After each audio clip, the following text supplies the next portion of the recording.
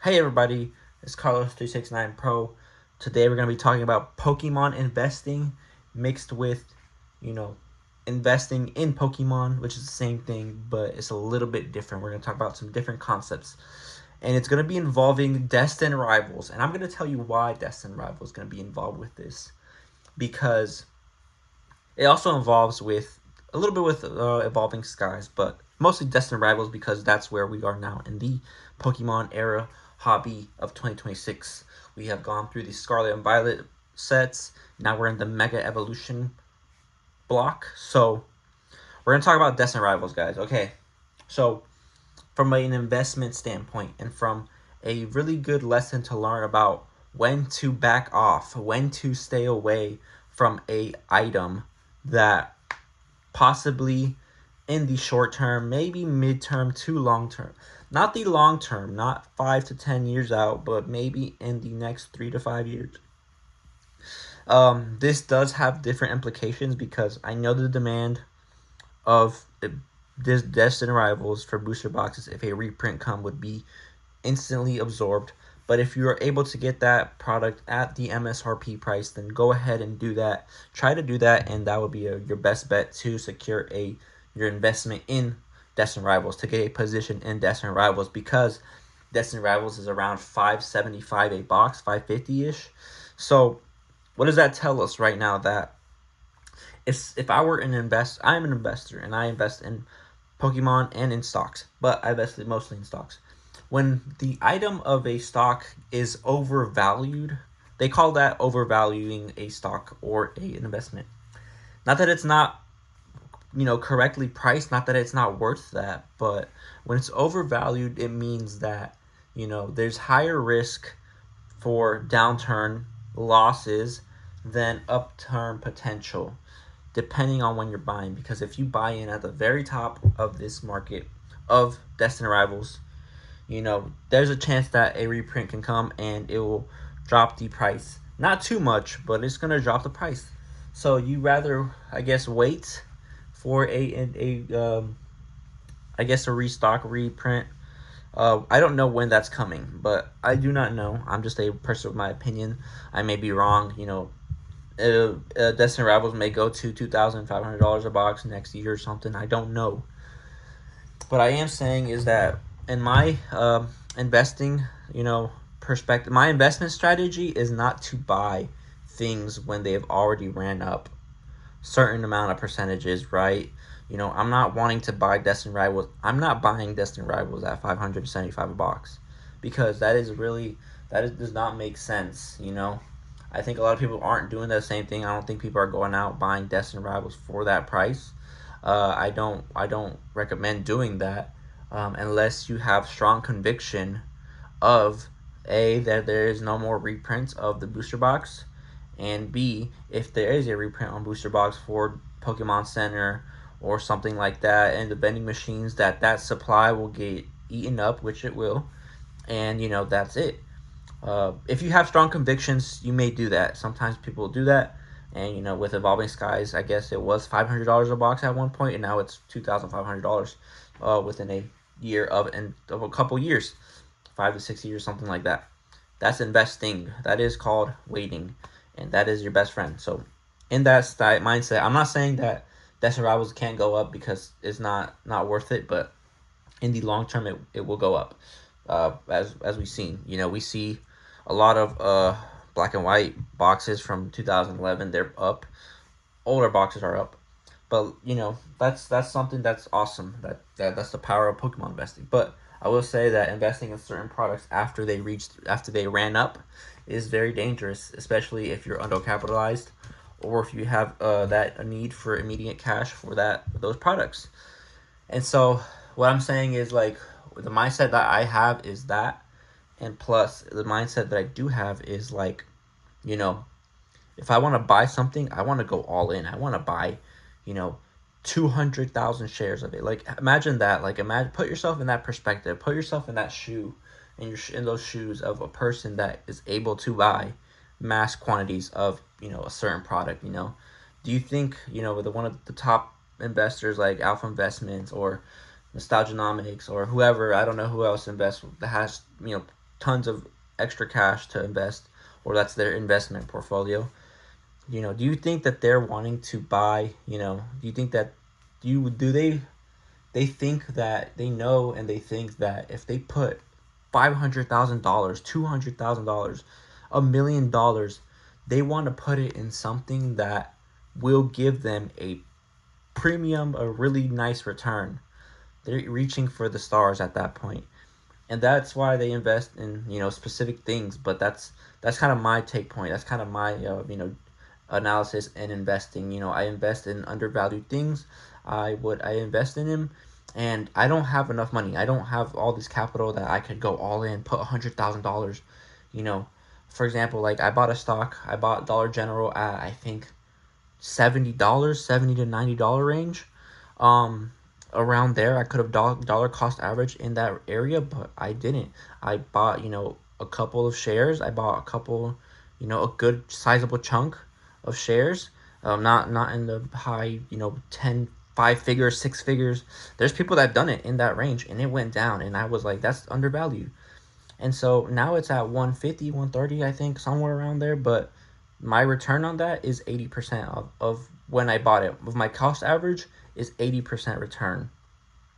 And imagine if you put $100,000 in there, $200,000, 80% return is basically doubling your money within 6 to 12 months. That's how like the Pokemon hobby works. People are investing these large amounts of quantity of capital in these markets, that those exponential growth returns are what they're capturing.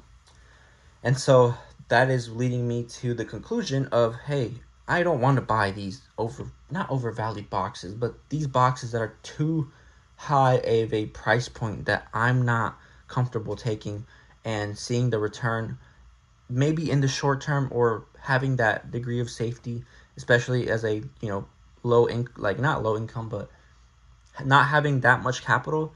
Those things, that preserving your capital is what matters at the early stage of your investment career, or when you're buying these products to invest. Booster boxes. You want to have a degree of safety. You want to have 2 years of appreciation, and if a correction comes, a bear market comes, you're safe. You're still up. You're still good. But with these overvalued products, it gets to a point where it can become really dangerous. And so I'm not saying it's not investable, because again, like, I'm selling cards, so I just want to show off some cards that I was selling tonight, or packaging right now, so that some people, these cards were a lot different. These cards are cool. Some of these cards are rare. Some of these cards hold value, and people want them. And so, I guess I'm selling them. I don't know. I guess I like it, but I just want to tell you guys that how to invest in Pokemon, really. Um, I'm not saying that I'm the best investor. I'm not saying that I know how to do this. I'm not saying that, oh, you should do what I do, or you should. I also sold these, so we sold those. Um, cool. But I'm not saying that you need to do certain things. I'm not saying you even have to be an investor in this space, because at the end of the day, it's up to you. Whatever you want to do, that's up to you. Um, you know, if you want to just be a collector, then be a collector. That's something that's still cool. No one's gonna hate on that. But you know, scalpers are scalpers, investors are investors, flippers. Resellers are resellers, store owners. They're all in those roles. But what I'm trying to tell you guys is, know how to invest in these products. Know how to invest in collectible items. Knowing how to invest using the knowledge that you gain from other things, like investing in the stock market. I try to use that. It's a lot different in Pokemon than in the stock market. But once you have time in the market, beats timing the market. That's what it's basically saying. But like I said, Destined Rivals is really highly priced right now. I'm not saying it could correct, not saying it could go down, but for me, and another term that I like to think, and like to kind of not cope, but another perspective I have is, instead of, like, I know people want to buy the older stuff because the older stuff is more rare. It's out of print. It's not going to get reprinted. It can't do value the same way as a Mega Evolution booster box can. Those can be reprinted. Those sets can be, especially the singles are very, very rare, very volatile, because the supply goes up with singles, and the booster boxes become more desirable and more rare. I'm not saying how to navigate that. I'm not saying to, I don't know what I was trying to say there, but like I said, you know, when these products become really expensive, especially the booster boxes and stuff, you kind of want, like, for me, how I approach it is like, I don't buy any Sword and Shield because I wasn't in Sword and Shield. I never, not saying I'm attached to Sword and Shield, not saying I'm attached to Pokemon. I like playing Pokemon. I play Pokemon Go. I caught my first shiny, I think like 2 days ago. It's like the Vulpix. It was really cool. Um, but that's another thing is hobby wise. This is a little bit different. But let's talk about my perspective and how I feel, how I navigate. Is if a booster box is already in out of print, it's a Sword and Shield booster box. I never opened Sword and Shield like that when it came out, or Sun and Moon, or anything past that. Like, why would I have a attachment to it? Why would I feel the need to collect that box, right? You know, investment purposes, yes. But I don't have a need to invest it. So if Evolving Skies is $2,500 and the packs are 40-50 bucks, I don't have a need for that card. I don't have the desire to obtain those products because I just don't need them. Like, I'm not attached to those. I'm not like into those things. Or especially even older booster boxes, Sun and Moon booster boxes. Like, it'd be cool to have those boxes one day. It'd be dope, I guess. But I don't have a need to go out and buy those boxes because, like I said, I wasn't in these sets. The only sets I was in was Prismatic Evolution and onwards. That's the sets that I actually opened. Even I opened Surging Sparks, but I opened the entire Scarlet and Violet era already, and the Mega Evolution so far. So, like I'm saying, to me, those are the boxes that I'm attached to, that I'm like sourcing and stuff. But at the same time, still $150, $250 booster boxes are pretty expensive at the same time. It's a lot of money for some, and it's not a lot of money for others. But for me, it's a pretty good investment. I think $150 is a nice price range. If MSRP increases, obviously I would have to buy it at the new MSRP. But I'm comfortable with those price ranges, and but like I said, those other booster boxes, the Scarlet and Violet booster boxes, I think went up to $300+ Paldea Evolved. Guys, I love Paldea Evolved. I like Paldea Evolved. But Paldea Evolved is really expensive. You know. That's kind of one of my favorite sets. I like that set. Um, but it's really expensive, guys. So that same thing with Destined Rivals. Some people like it. I like it, but it's really expensive. So, um, I already opened my packs and stuff. I read packs. I already have the open experience, guys. I've opened Destined Rivals. I didn't keep them sealed. I've opened them because it's cool. I like opening cards. I like opening Pokemon packs. I've opened a lot of Phantasma already. So I've gotten my fair share of those packs, and that's gonna stick with me. I'm not gonna say, oh, I want to open a whole booster box of Phantasmal Flames. I might want to, but I already got the cards I wanted. I traded for the gold one. Hopefully, if I find stuff in the wild, I'll probably get them. If I find Phantasmal in the wild, I'll get it to see if I can get the Charizard SIR. I don't know, but like I said, that's how I navigate. That's why you don't really see me with older stuff. I've even opened 151, guys. I've opened all the tins I found. I've opened 151, guys. I didn't keep it sealed because I just want to open it. Same with the other stuff, but same here with this one. I like this card, Mousehold, Graveyard from Scarlet and Violet base. All these other cards are pretty cool. But like I said, that's one of the things that a lot of people, you should find your hobby. You should find what you like to do in the hobby, in the Pokemon space, because some people, if you focus too much on like the money, the collector app, your investments, the booster box prices, everything, single prices, you're gonna get bogged out. You're gonna get like burnt out quick. For me, I started playing Pokemon Go, and it's pretty fun. I like playing the game. I like completing the quests. I like I'm like hunting for shinies. So that's when I found my first shiny. I was like, wow, amazing, and stuff like that. Maybe I'll play it. Maybe I'll do Pokemon Pocket again. I don't know. I had it before, but I deleted it. But maybe I'll do that again. Maybe just to it's good to you know disengage from the hobby and move into something else, such as, you know, the other parts of the hobby, like the TCG. I haven't even played the TCG, guys. That's crazy, right? I haven't even played the card game. I played the card game with some friends, but not like competitively or in the card shop or anything. But like, wow, you know, that's crazy. So, you know, that's something that, like, everything, it's for little. You have to find what you want to do. And so that brings us to the conclusion of the Pokemon hobby. What it is a hobby. What it is, you know, what you want to do in the hobby, you know, according to what you can do in the hobby. You know, I'm not saying don't go out and spend thousands of dollars on slabs, singles, booster boxes, product, you know, and if you can't afford it, don't do that. You know, you should probably save it. You should probably set a budget, set limits, uh, try not to use whatnot in those, you know, eBay sites, whatever, TikTok shop, rip to you hit, because they're overcharging and stuff. Not that it's, I don't know, it's a business at the end of the day. They want to make money. So, but, you know, there's ways to navigate in the Pokemon hobby without breaking the bank, guys. If I can do it, and I literally got in this year. um I'm not saying I'm profitable. I'm not saying that, oh, I'm everything's free. I don't know if everything that I have is free, even being in the year, buying, selling, trading, all that stuff, ripping packs. You know, maybe I'm probably still down, but, you know, you can navigate your way to the hobby to get what you want. Um, so that all depends on you. I'll just sell stuff, so that's how I kind of navigate that. But, like, you know, some people might not want to do it. Some people don't like it. I don't know. I just do what I feel like that's what I'm like doing. And so if someone's like, "Oh man, that's a scalper move," I don't know, bro.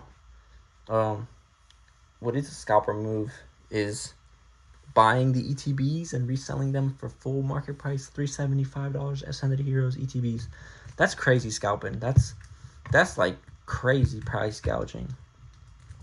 You know, hopefully people don't do that. I think they're sold already, but, you know, I said in this channel that I was gonna open the ETB, and then I saw the pre-release prices, and it was kind of tempting to not open the ETBs when I get them. But I want to keep my word on the YouTube. I want to keep myself, you know, accountable in certain ways, and so I'm gonna open that ETB of the Ascended Heroes. Uh, and it's probably gonna be super fun. I'm gonna open it on camera, make a YouTube video out of it, maybe a short if I get something, but I don't really know. I'll probably just wing it like this. If nobody watches it, cool. If everybody watches it, awesome. You know, let me know in the comments what you want to do. Do you want to see the packs open in short form, video form? I don't know. It's crazy. You know, I also want to capitalize and maximize views, guys, because, hey, I want to get monetized. I want to make something out of this. Like, imagine that, like, monetizing out of Pokemon, monetizing out of certain things. I would have to figure that out. I don't know. But like I said, guys, this is an awesome experience to have. Maybe it all goes down to zero one day and, you know, becomes worthless, quote unquote. But I have to enjoy the cards. Enjoying the cards at the end of the day is what you need to do. And so that's basically my take with today. Nothing new going on. I could have bought a deal on Facebook, but I didn't. But I'm, you know, I'm still waiting for the Ascended Heroes, so it's gonna be exciting, guys. I appreciate you guys for all those that tune in, like and comment and subscribe. You know, I appreciate it, really. I really do, because, you know, it helps me get to that goal of making the channel, you know, bigger and monetized. I don't know about giveaways and stuff. That's in the future, possibly, if it happens. But I do enjoy people watching the content, commenting, letting me know what's up. You know, it's really enjoyable to see that. Let me know. Let me know what your first shiny was in Pokemon. How you got the shiny. Was it in Pokemon Go? Was it in the game? Was it, you know, on Pocket? Well, I don't know. Not Pocket, but uh, in the game or in the Pokemon Go app. Um, that was my first shiny ever. I've never caught a shiny ever. Even in the games. I don't think I've ever noticed them, so I don't know. Maybe I encountered it, but I don't know. So, yeah, that brings us to the end of our video, guys. How to invest in Pokemon, Destined Rivals, enjoying the hobby, finding your path in the hobby, and, you know, coming to the end of, Ascended Heroes of the month and Ascended Heroes drop. Gonna be opening the ETB for you guys. So stay tuned when that happens on release day. Maybe a little bit after release day, a day after. But we're going to open it. We're going to open one of them. And yeah, guys. So appreciate you guys and take care. Peace out.